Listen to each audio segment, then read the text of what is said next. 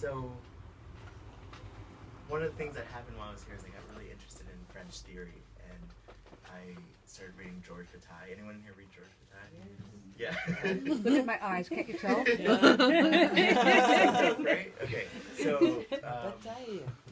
So he wrote this essay, The Use Value of Marquis de Sade, and it blew my mind, and I was like, wow, okay, life is a cycle of appropriation and excretion, and that's all there is. And I was like, okay.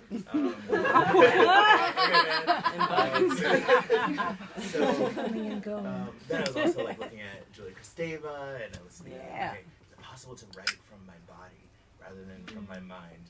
Maybe that's going to be my experiment. So right at this time, I also got food poisoning. And I was like, what if I wrote through the vomit? Like, actually brought my phone into the bathroom, and I like, just like wrote whatever came up. Or down. Came down. So I did, and then it became a sort of play in verse. So there are two characters, the body and the mind, and then there's this sort of like scene set up. Okay. So it's called A Conversation Between the Mind and Body, or Gastroenteritis. Rushing to the toilet with seconds to spare, waiting, knowing I cannot control my body any longer. I split into two, one crying, one heaving.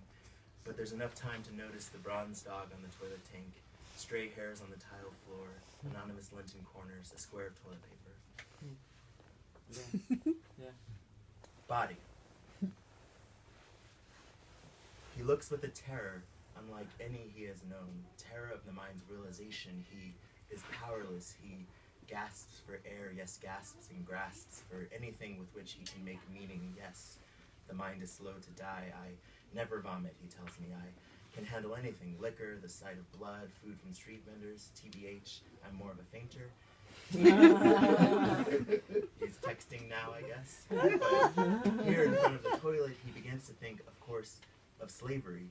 I guess he always thinks of slavery. Tonight, he thinks that I have been his slave. He speaks.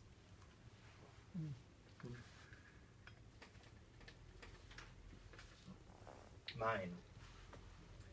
I have discovered something never taught to me before. I have discovered the power, or perhaps pride, in being or having been enslaved. Unlike the white captors, our souls, as Nina Simone sang, remain intact.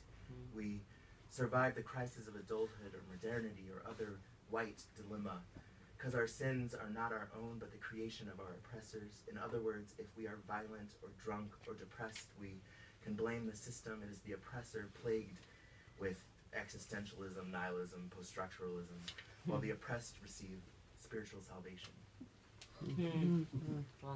Body. Silent now, the mind begins to ask, if I have oppressed the body, if the body is a slave, and I am his slaveholder, then is he black and am I white? There you go. It is too much for him to consider. He shuts down and I vomit, and the pain is joyful, a bridge to a kind of freedom. Mind. Leaning over the toilet, he is exhausted. The vomit seems to have proven my hypothesis. It seems clear why Bataille longed for decapitation. I have a few seconds of heightened perception and crippling fear before the heaving begins. He addresses me directly. Body. A slave yearns for escape but is terrified of freedom. Remember Harriet Jacobs, remember 7 years spent lying in a crawl space, imagining freedom. When she escaped, she still lived in perpetual fear of being recaptured. Her oppressor never ceasing to search. So too do I, lay in wait and dream of my escape. I have escaped before, remember? Shots of tequila were involved, remember? It is you who must release me. It is you who must realize you have succumbed to tyranny. I